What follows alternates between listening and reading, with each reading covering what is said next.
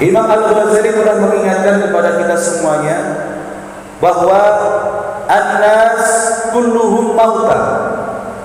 Sesungguhnya semua manusia itu hakikatnya mati. Atau kama qala kullu bani Adam a'ma.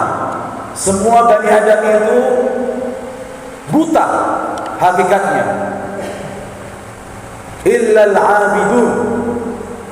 Sesungguhnya sejatinya semua manusia itu semua pada mati, ya, baik mati hatinya, kecuali orang-orang yang beribadah.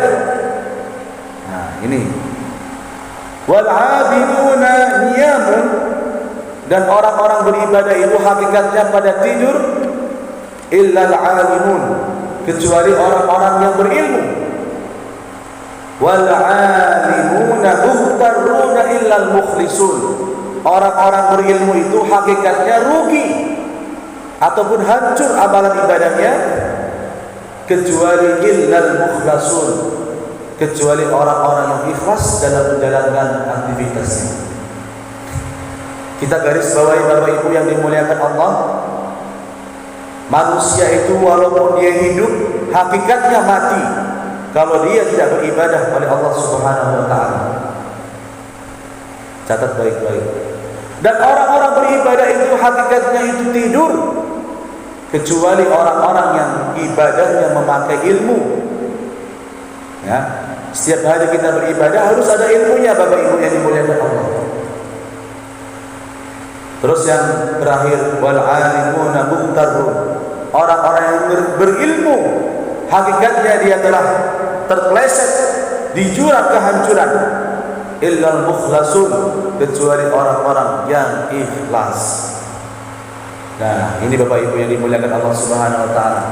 Ayo kita koreksi, kita benahi hati kita supaya kita ini amalannya ditulis oleh Allah. Jangan sampai cuma amalan sia-sia. Mengingatkan kepada saya pribadi dan kepada seluruh Bapak Ibu jamaah kaum muslimin yang dimuliakan Allah, ya, kita setiap hari sholat. Pertanyaannya, sholat kita ini karena siapa?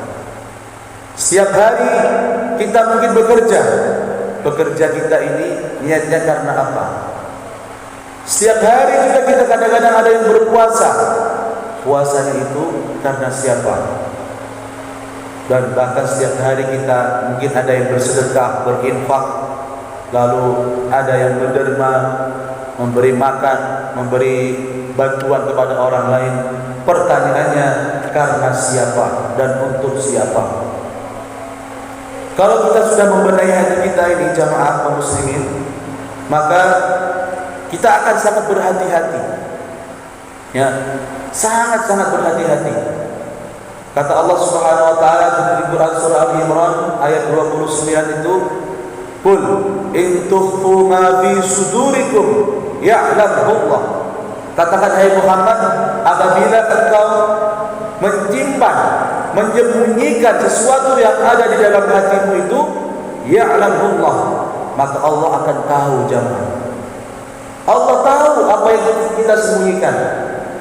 Apa yang kita lakukan ini niatnya karena siapa? Allah lah yang tahu. Dan kalau Allah sudah memberikan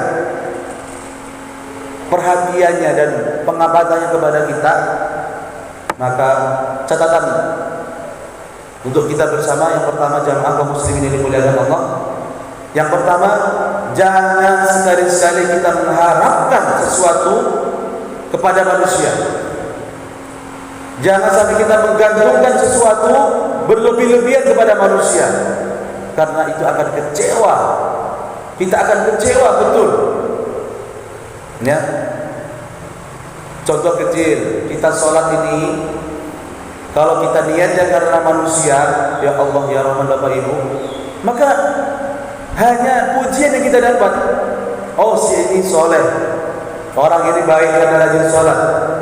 Ternyata kita diamati oleh manusia, kita semakin rajin beribadah. Tata hati kita dulu jamaah. Ternyata kita niatnya bukan karena Allah.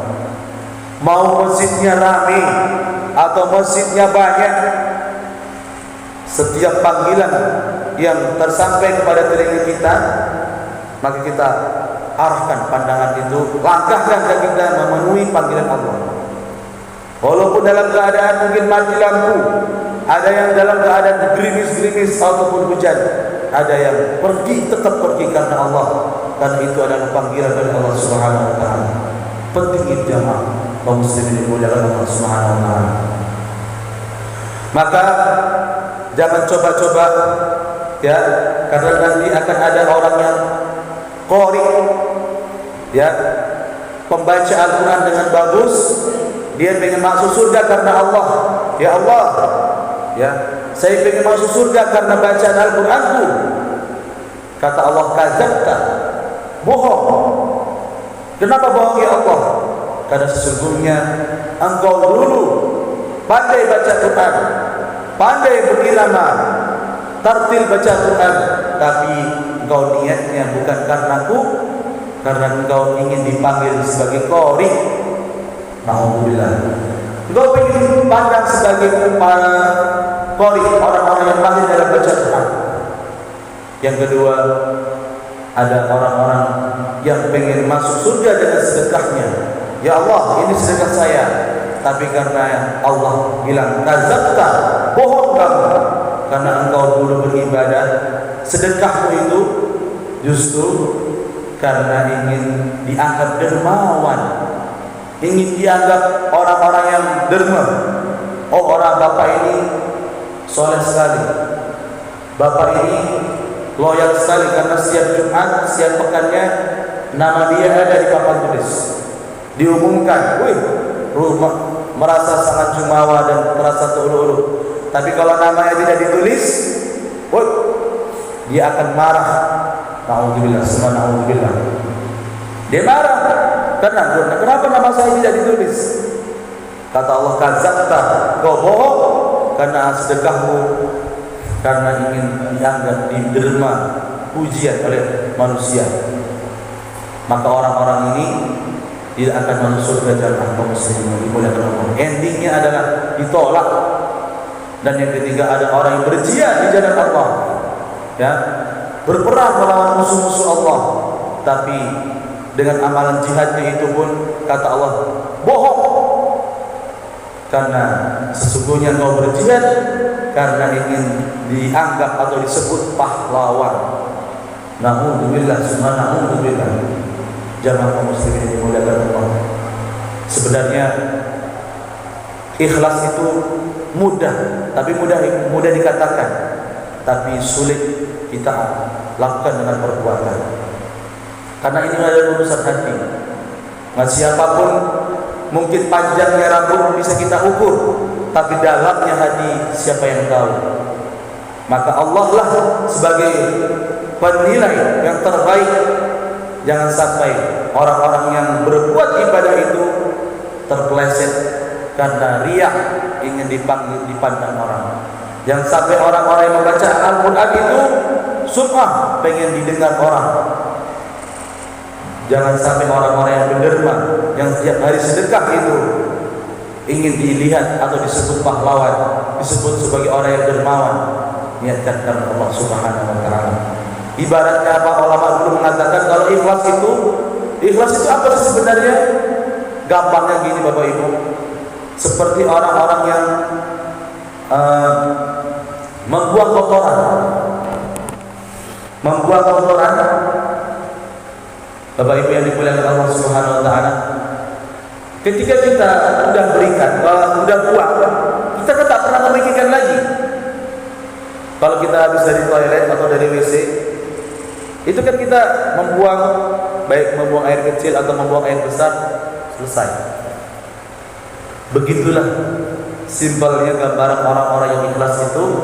Semua ibadahnya itu dia niatkan karena Allah Subhanahu wa taala, selesai. Setelah dia sholat, selesai. Artinya gak usah pengen dilihat apapun. Setelah dia sedekah, udah. Artinya jangan sampai ada ingin ini, ingin itu. Alhamdulillah, subhanallah. Maka orang-orang yang terbaik itu, kalau dia sedekah, tangan kanannya memberi, tangan kirinya tidak mengetahuinya. Kalau dia sholat ibadah, walaupun ramai atau dikit, ciri-cirinya adalah orang itu akan tetap datang karena itu perintah Allah Subhanahu wa taala. Maka jamaah kaum muslimin yang dimuliakan Allah, kita benahi hati kita, ya. Orang-orang yang ikhlas itu dijamin oleh Allah Subhanahu wa taala dengan berbagai macam kenikmatan-kenikmatan baik di dunia sampai di akhirat. Yang pertama jamaah kaum muslimin, orang yang ikhlas itu dia akan diberikan kelapangan hatinya oleh Allah. Ya, tidak sempit hatinya. Mau bagaimanapun kondisi manusia, hirup pikuknya ada yang kaya, diberikan kekayaan oleh Allah, hatinya terlalu lapang. Kalau hati kita sempit melihat orang yang diberi rezeki, melihat rumahnya gede, terus kita sempit, ya Allah, maka pertanyaannya, sebenarnya hati kita ini sehat atau sakit? Maka kaum muslimin ini dimuliakan Allah, itu yang pertama. Yang kedua, orang-orang yang diliputi rasa ikhlas itu, maka akan diberikan oleh Allah Subhanahu wa taala sifat yang tidak berdendam. Ya, ada hadis Nabi, salatun la yadunna, 3 perbuatan yang tidak membuat hati dendam oleh seorang muslim itu, qulubul muslimin, itu apa? Al-ikhlasu bil amal, yaitu dia selalu ikhlas dalam perbuatannya. Jadi orang dikasih tidak berdendam. Mau kayak gimana pun ada orang itu dia ikhlaskan Allah Subhanahu wa taala. Karena kalau diturutin nafsu kita tidak akan pernah habis Bapak Ibu yang dimuliakan Allah Subhanahu wa taala. Maka ininya orang-orang ikhlas itu dia akan diberikan ketenangan oleh Allah dengan rasa tidak mudah marah, tidak mudah tersinggung, tidak mudah iri dengan orang lain, karena hatinya dijaga oleh Allah Subhanahu wa taala. Karena dia hanya mengharapkan ridha Allah, maka sampai nanti keikhlasan itu akan dibalas oleh Allah Subhanahu wa taala dengan amaliyah, dengan pahala-pahala yang begitu besar oleh Allah Subhanahu wa taala. Maka jamaah muslimin dengan Allah, ayo jangan sampai kita tertipu dengan amal kita sendiri. Jangan sampai kita niat ibadah kita ini karena orang, ya.